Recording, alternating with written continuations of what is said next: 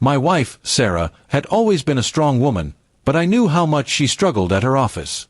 She worked under a boss named Richard, who was known for his arrogance. He thought he was untouchable because he had been in the company for over 20 years. He teased employees all the time, making jokes at their expense, but he seemed to target Sarah the most. At first, she tried to laugh it off. Whenever Richard made fun of her in meetings, about her handwriting, her way of presenting, or even the way she dressed, she stayed calm. But I could see her frustration whenever she came home. She would tell me, "I don't want to look weak by reacting, but I won't let him humiliate me forever." One particular day, Richard went too far. During a big client presentation, Sarah presented her ideas, which she had worked on for weeks. Everyone liked it, but Richard smirked and said loudly, "Good effort, Sarah. Next time, maybe ask your husband to write your notes so they look professional." The room went quiet, and Sarah forced a smile, but I knew it crushed her.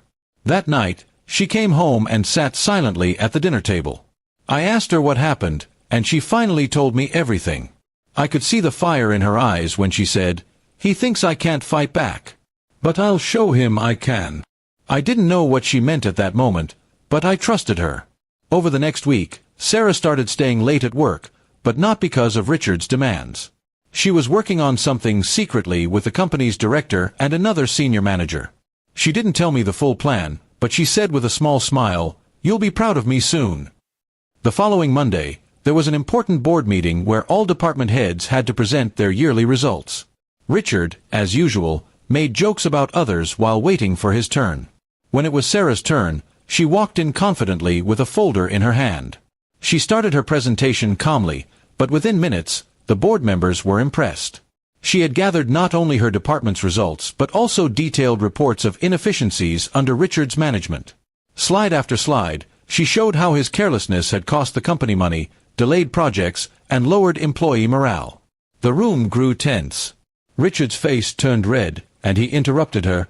"This is unnecessary. You're overstepping your role." But Sarah didn't flinch. She replied firmly, "I am simply presenting facts. If being honest is overstepping, then perhaps we need better leadership." The board members exchanged glances, clearly impressed with her courage. By the time she finished, the room erupted with applause. The director praised her for her honesty and initiative. He then turned to Richard and said, "We'll need to review your position. Clearly, there are issues in your department." Richard sat there speechless, his arrogance completely shattered. That evening, when Sarah came home, she had the brightest smile on her face. She told me how Richard tried to save face after the meeting but failed miserably. The board had decided to put him under review while giving Sarah more responsibilities and authority. I hugged her and said, "So that was your plan?" She laughed and replied, "Yes. He wanted to tease me and make me look small. But I made sure the entire company saw his real face." Over the next few weeks, word spread around the office. Employees who had also suffered under Richard's behavior quietly thanked Sarah for what she had done. For the first time in years, they felt hope that things would change.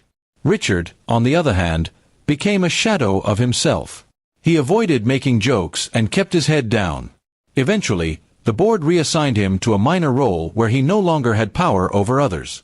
Sarah's colleagues started looking up to her as a leader. When I saw her confidence shining brighter than ever, I realized this wasn't just revenge. It was justice. She hadn't just answered his teasing with words. She had taken away the very power he used to humiliate people. And every time she told the story, she ended with a smile and said, "Revenge doesn't always need shouting or anger. Sometimes, the sweetest revenge is proving your worth so loudly that no one can silence you again."